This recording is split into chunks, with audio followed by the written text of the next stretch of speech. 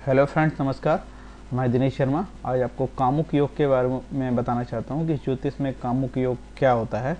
कई जो मानव होते हैं इस योग से परेशान होते हैं, खासकर जो साधु संत होते हैं वो तो बहुत ज़्यादा परेशान होते हैं।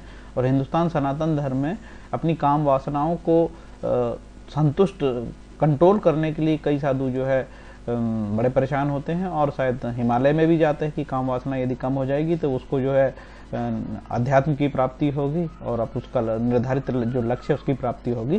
तो एस्ट्रोलॉजी एक बड़ा गंभीर विषय है, बड़ी गूढ़ बातें इसमें लिखी है और ये योग बड़ा इंटरेस्टिंग है। आप देखिए, एक उदाहरण से मैं आपको कामी या कामुक योग, एक मेष लग्न की एक कुंडली बता रहा हूँ। सभी की अलग अलग कुंडली होती है, किसी की मेष लग्न की होती है, किसी की वृषभ की, किसी की मिथुन की, किसी की कर्क की। तो एक उदाहरण बता रहा हूँ, ये इसको आप अपने ऊपर मान लिए। यदि ये कोई मेष लग्न की कुंडली वाला जातक देख रहा होगा तो उस पर ये अप्लाई हो सकता है। ठीक है, आपको बड़ी सरल तरीके से बताऊंगा। 4-5 चीजें हैं जो ये सिद्ध करती हैं कि जातक कामुक है। खासकर शुक्र के बारे में बताना चाहता हूँ। शुक्र जो है 7वें भाव का कारक है, पति पत्नी के रिश्ते का कारक है, काम वासना का कारक है, सेक्स का कारक है। तो ये ऐसा ग्रह जो है सारा राजस्व और देता है और एक राजयोग भी ये शुक्र देता है। तो इसी से सारी चीजें मिलती है। शुक्र यदि उच्च राशि, नीच राशि अथवा सिंह राशि के 15 अंशों के भीतर स्थित होकर त्रिकस्थ यानी 6, 8, 12वें भाव में हो तो जातक कामी होता है। देखिए, यदि शुक्र उच्च राशि में हो, शुक्र उच्च कब होता है? शुक्र उच्च होता है यहाँ पे मीन राशि में शुक्र उच्च का होता है। यदि शुक्र कन्या में नीच राशि का हो तो शुक्र कन्या में नीच राशि का होता है। और यदि शुक्र 6, 8वें, 12वें भाव में बैठा तो देखिए शुक्र यहाँ 6ठे भाव में हो, ये 6वां भाव कहलाता है। और देखिए 8वें भाव में शुक्र बैठा हो, यदि ये 12वें भाव में शुक्र बैठा हो और शुक्र सिंह राशि में 15 डिग्री के भीतर स्थित हो, ये सारी परिस्थिति यदि आपकी बनेगी तो निश्चित रूप से इसमें जातक कामी योग होगा। तो आप जो जातक मेरे वीडियो को देख रहे हैं वो आपको देखने, इसको समझने के लिए आपको, जैसे आपकी वृषभ लग्न की कुंडली, फ्रेंड्स ये बताना चाहता हूँ कि लग्न अलग होती है और चंद्र लग्न अलग होती है। तो मैं यहाँ पे लग्न कुंडली की बात कर रहा हूँ आपसे, कि लग्न कुंडली की बात कर रहा हूँ। तो यदि किसी की वृषभ कुंडली होगी तो ये उसको फिर 2 नंबर यहाँ से चालू होगा, 2, 3, 4, 5 ऐसे चलेगा। यदि किसी की कर्क लग्न की कुंडली होगी तो 4 नंबर यहाँ से चालू होगा, 4, 5, 6, 7, इसी हिसाब से आप जानिए। आप तो ये भाव को देखिए जी, जो यहाँ जो लिखा है नीच राशि, आपको ये जानना होगा कि शुक्र नीच राशि, उच्च राशि का जो होता है मीन राशि में होता है, शुक्र नीच का कन्या राशि में होता है। ये इंपॉर्टेंट है, आपको इसी तरीके से आपको अपनी कुंडली में अप्लाई करके देखना होगा यदि देखना चाहते हो तो। ये आपका 6वां भाव, ये 8वां भाव है और ये है 12वां भाव। तो कोई भी लग्न की कुंडली हो, इसमें आप अपना ऐसा लगा के, ऐसे अनुमान लगा के, ऐसे ग्रह रख के आप देख सकते हो।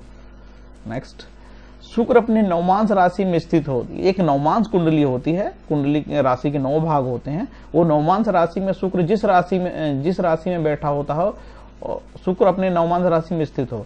यदि शुक्र नवमांश राशि में जिस राशि में बैठा है और उस लग्न कुंडली में भी उसी राशि में बैठा है तो भी कामुक योग होता है।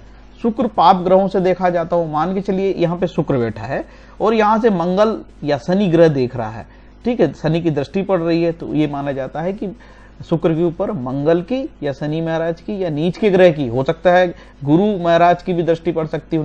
मकर का मंगल, मकर का जो गुरु नीच की दृष्टि दे सकता है। तो इस तरीके से नीच ग्रहों की दृष्टि होगी तो भी जातक कामी होता है। युग्म राशि अर्थात मिथुन राशि, मिथुन, वृषभ, तुला राशि में शुक्र, यदि शुक्र मिथुन राशि में हो, यदि शुक्र वृषभ राशि में हो और यदि शुक्र तुला राशि में हो तो भी जातक कामुक होता है, ऐसा माना जाता है। धनेश यदि द्वितीयेश, यदि धनेश यानी द्वितीयेश यदि लग्न पंचम 10वें भाव में हो, देखिए इस कुंडली में द्वितीयेश ये शुक्र होगा।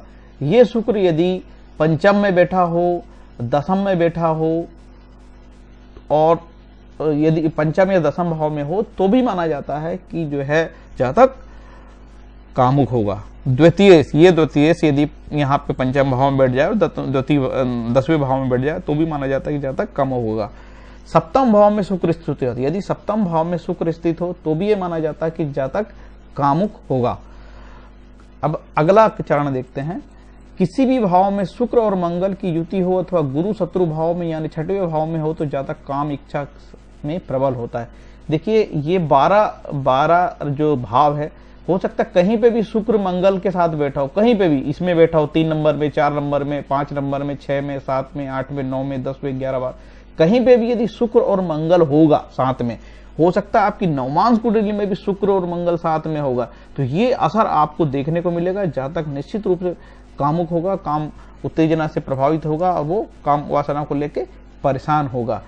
आप सभी से निवेदन होगा, यदि किसी की ऐसी कुंडली है तो उसको निश्चित रूप से धर्म कर्म में इंटरेस्ट लेना होगा और अपनी कामनाओं को, अपनी भावनाओं को, अपनी कामुकता को कंट्रोल करना पड़ेगा, क्योंकि आप जान चुके हो कि देश में बहुत खतरनाक कानून बन चुके हैं। यदि आपने इस तरीके से अपनी काम वचन पे कंट्रोल नहीं किया, निश्चित रूप से आपका करियर चौपट हो सकता है, आपको नुकसान हो सकता है।